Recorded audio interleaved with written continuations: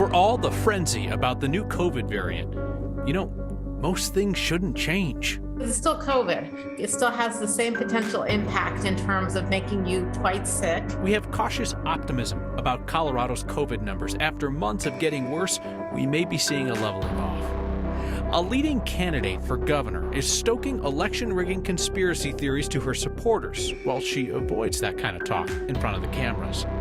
A next question about paying Coloradans to recycle.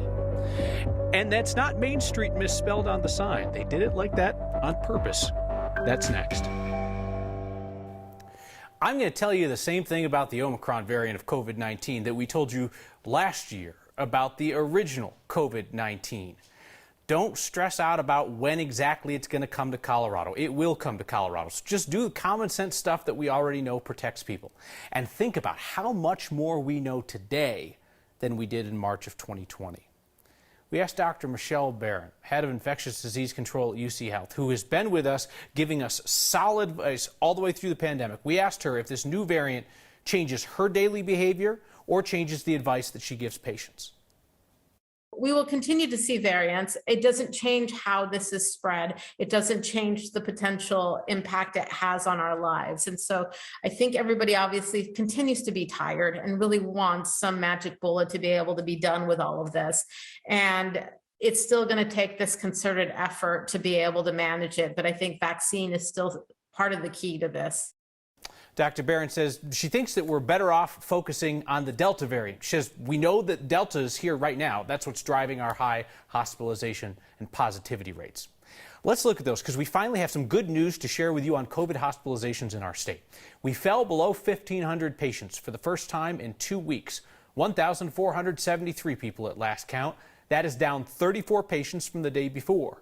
This time last week, 1,565 patients were being treated for COVID in Colorado's hospitals. The majority of the people in the hospital with the most serious COVID cases are still coming from the minority of the state population that's unvaccinated. 81% of COVID patients in Colorado's hospitals are unvaccinated. Our 7-day positivity rate has been ticking down. It was hovering just under 10% for most of mid-October, and we're now down to 9%. 9% is still not good. It's well above the 5%, which is where public health experts consider the virus to be somewhat contained in the community. We have not been below that measure since July. We know at this point that serious COVID cases among children are rare, but still possible for very young kids to catch and spread COVID. And sure enough, we noticed this in the data today. One of Elbert County's newest cases is a 1-year-old. This is no shock that politicians running for office will sometimes say things behind the scenes that they don't say in front of, say, the TV cameras. Republican gubernatorial frontrunner Heidi Ganahl did not want to talk about election integrity when she announced her campaign in September. She did bring up the topic at an event on the Western Slope. It was recorded and shared with politics guy Mark Mazzone. We're going to use this term that you're going to hear a lot now, tracker video and audio. That's when one party, in this case the Democrats, sends someone in to record the other party's candidate at a campaign event. I received tracker audio today from a Democratic source. It's audio from Ganahl at a Durango event 1 week before Thanksgiving. The audio was sent to me for a different reason than the section that actually stuck out, the part about election integrity. Trump took them off guard. He won by such a big margin that there was no way that they could make it fix it, right? And we've got to do that again in Colorado. We've got to have such a red tsunami that there's no question, there's no fixing it. When Heidi Ganahl announced she would run for the Republican gubernatorial nomination on September 14th, she did not want to talk about election integrity with me. As a Republican, as anybody, do you think there was fraud in the 2020 election? Again, why all the divisive questions? Let's talk about what unites Colorado. And what unites Colorado is that our kids are in trouble, crime is skyrocketing, the cost of living is out of control, small businesses are being shuttered. That's what the people of Colorado are focused on and what I want to focus on in my race. Since this interview, Ganahl's campaign spokeswoman tells me the campaign has seen no evidence of election fraud, but would like their supporters' complaints about it investigated. In her answer, you heard Ganahl mention kids, crime, and cost of living. At the November 18th Durango event that we received tracker audio from, Ganahl explained those are her talking points to win over unaffiliated voters. So you're going to see me talk about things that the unaffiliated voter cares about. And you might be like, Heidi, get feisty or talk about different, things that we care about. Y'all, I care about everything that you care about. You hear me talking here right now. But in the media and on my ads, I'm going to talk about crime and kids and the cost of living. Because that's what's going to win us the 7% of unaffiliated voters. We've got to be so disciplined about that. I talked with Ganal's spokeswoman about Ganal's red tsunami comment at the beginning of that. She told me the campaign is not saying voter integrity is not an issue. It is an issue. The intended message was that if you're concerned that there is not voter integrity, help the candidate, Ganal. Help her win by such a large margin that any concern is out of your mind. In other words, Kyle, for anyone concerned about voter integrity, win big, and it's not an issue. We know that that is a common talking point among folks on the right who are stoking these election rigging conspiracy theories that, well, unless we win in this enormous red tsunami, well, then the Democrats are just going to come up with enough votes to rig it. I guess here's my question. It would be good to know, as the woman who wants to run our state, what she actually believes, not just, well, I'll tell these people this thing and I'll tell these people this thing and you all can sort it out. What I got today is Jared Polis is the governor, Joe Biden is the president. Okay, and I absolutely understand that that's like the talking point. It's also infuriating because I said to you earlier today, like this whole Joe Biden is the president as if that sells it. Like Saddam Hussein was president, you know what I mean? Like Robert Mugabe led Zimbabwe, but like they didn't have clean elections. The question that people want to know is, does Colorado have clean elections? They've seen no direct evidence, Ganal's campaign, they have seen no direct evidence, but they want people who complain about it. They want those claims investigated. And I'm struggling with it. I feel like you need to take one or the other. And I'm not there yet with this. Yeah, because as we try to point out, it's not a joke. If our elections are rigged, it's the biggest story in the history of ever. And if this is a lie made up to get people afraid and giving money, it's a big story. Marshall, thank you. Corneal transplants. They can cure some forms of blindness. Though there are thousands of potential donors in the U.S. each year, they're ineligible because they're gay. An ophthalmologist in Aurora is determined to prove that the science behind that rule is outdated. Our Julissa Irizarry has the story. This holiday season, while kids write letters to a man in a red suit, it's just nonsense that this is still the law. Dr. Michael Puente writes his own letter. Absolutely. To a few other suits. So I've been working for the last couple of years to try to research this policy and raise awareness about it and now convince the FDA that it's time to change it. Dr. Puente is an assistant ophthalmology professor at the CU School of Medicine. Over the last 2 years, he's rallied other healthcare workers to change a 27-year-old federal policy that restricts gay men from donating their corneas if they had sex with another man in the last 5 years.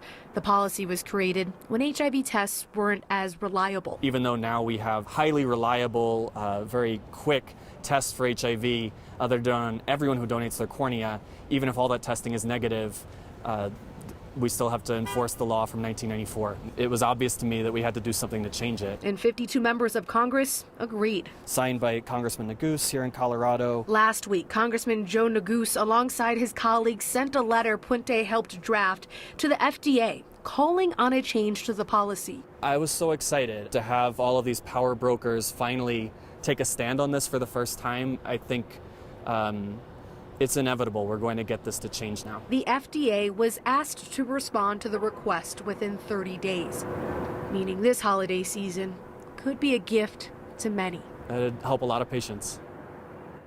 Now, according to a study led by Dr. Puente, the deferral policy eliminated more than 3,000 corneal donations in 1 year alone within the U.S. and Canada. Kyle Puente says there has never been a case of HIV transmission through a corneal transplant anywhere in the world. You know, Julius, I think a lot of times when we talk about this, we're talking about long-standing restrictions on blood donation by LGBT Americans. Don't often think about organ donations and tissue donations. That's correct. Actually, organ donations, gay men can donate their organs. It's tissues that they're having issues with. So you can't really donate your organs, or I'm sorry, your corneas or your skin grafts as well, Kyle. All right. Julissa Irizarry, good to have you on the show. Your Word of Thanks microgiving donations passed the $5 million mark on the night before Thanksgiving. I mean, think about how remarkable it is what you've done, that a group of people from across Colorado could have that kind of impact on this state's nonprofits and all of our neighbors who they serve. And doing it with just a bunch of $5 donations is pretty beautiful as well. Most recently, in the last week, you've raised $61,000 for Food Bank of the Rockies to pick up the grocery bills of our neighbors at the holiday time. No family should have to worry about whether they can put together a holiday meal. Food Bank of the Rockies and your $5 donations are taking away that worry. So for that, a million thanks, 5 million of them.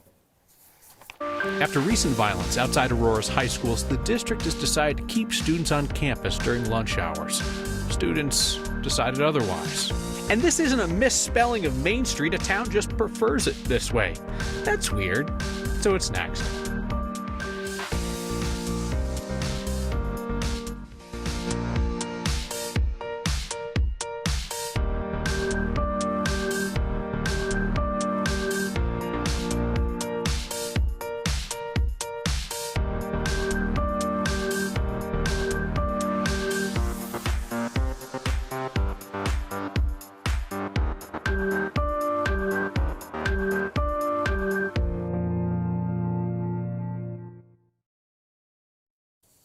On this day, 157 years ago, pre-statehood Colorado, hundreds of soldiers attacked a peaceful village of mostly women and children, Cheyenne and Arapaho, living along Sand Creek, what's now southeastern Colorado.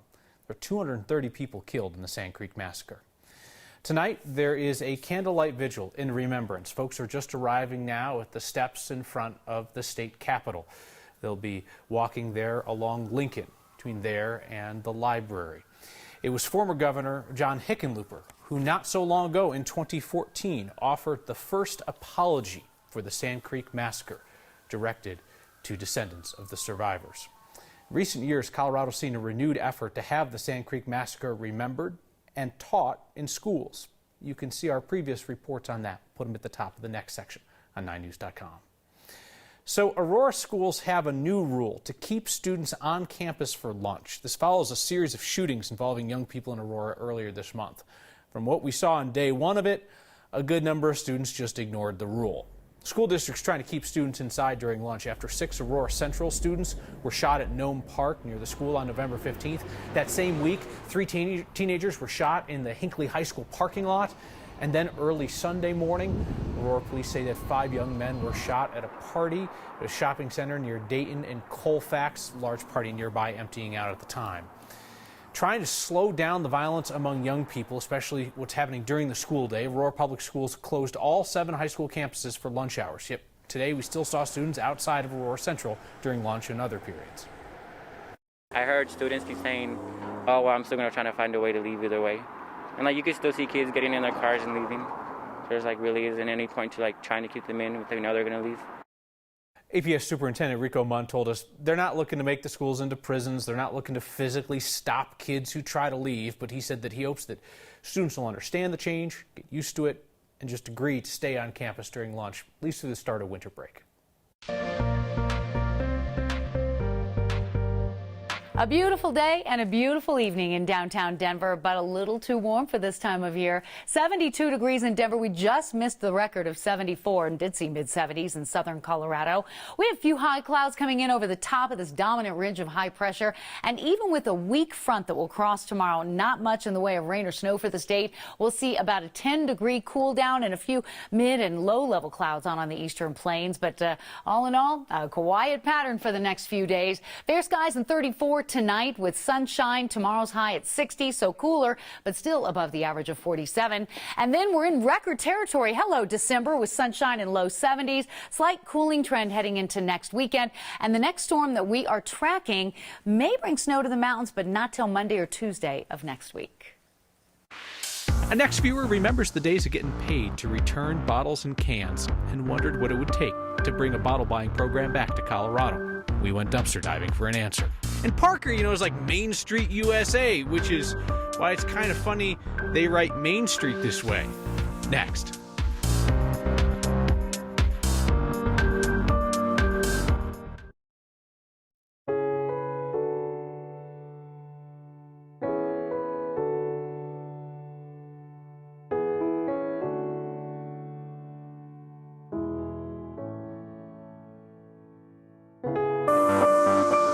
Tonight's next question comes to us from Brett. As a Colorado native growing up, we got a 5-cent deposit on all glass bottles and other recyclables. I'm wondering what was the wisdom behind removing this environmentally sound incentive that helps to reduce litter, provides opportunity for the homeless to do something other than panhandle, and incentivizes people to possibly not litter as much. I was just wondering if there's not a possibility of a higher deposit on single non-use recyclables and a lower deposit on recyclables, much like a sin tax would be possible as well to help improve our environment. Brett, you're likely remembering a local bottle redemption program. Colorado never had a statewide version. We took the idea of a statewide bottle deposit to Danny Katz with the Colorado Public Interest Research Group, COPERG. They've been trying to make this happen as long ago as the 70s and as recently as a few years ago. Now we're trying to do something more comprehensive. So instead of just focusing on bottles, we're trying to focus on all the different materials that are coming to our state, containers, boxes, and packaging. And so we're proposing that the state adopt something called producer responsibility, where all those different companies that produce all those different materials take responsibility, help fund our recycling system so those things get back to them, and also try to reduce the amount of unnecessary packaging that comes with our products to begin with. What would you say our statewide recycling rate is?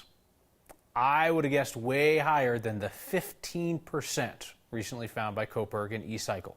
States with bottle programs have some of the highest recycling rates in America. If you have a question for us, new or recycled, somebody else is probably wondering too. So record it via video or email, or video or audio, and email it to next@9news.com. You know what I'm saying. I don't have to explain this again. We'll work to get you an answer, all right? Hey, Russ had a question about Main Street in Parker. This is kind of a quirky little thing that we like to figure out around here because you'll think about it the next time you pass the sign. So it's Main Street, like all one word, lowercase s in some places, and Main Street space, uppercase S in other places. Russ was curious whether this is a spelling issue or a sign printing issue or what it is. Russ, it's actually kind of fascinating. It's about town versus county boundaries. Inside Parker, it's Main Street, one word. West of Chambers and unincorporated Dougco, it starts being labeled East Main Street with a space. Dougco Public Works tells us that stretch also used to have Main and Street compressed together until the early 2000s when the county decided to break them up. It's a Ram winning at something, sorry CSU football, and it's the most Colorado thing we saw today. That and your feedback from before the pandemic. We'll read an old one next. The most Colorado thing we saw today is a majestic photobomb from Colorado state animal. Can you name it? It's the ram. One of the coolest photos anybody's ever sent us. Joe was in Waterton Canyon on Friday when a bighorn sheep, the actual state animal, decided to stop and check out what a fly fisherman was doing.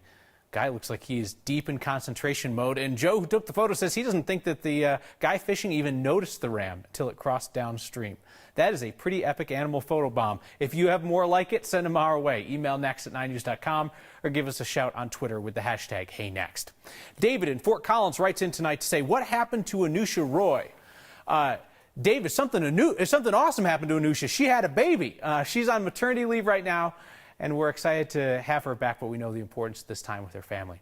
Here's a piece of viewer feedback that popped up in the bin from pre-pandemic. Christopher wrote back in January 2020 questioning why Denver was canceling its Chinese New Year celebration before we had a single confirmed COVID case. Christopher said, isn't this a bit of an overreaction? He wrote back to me this last weekend ago, I can confirm this was not an overreaction. Even after all we've been through, that had to kind of make me smile. See you next time.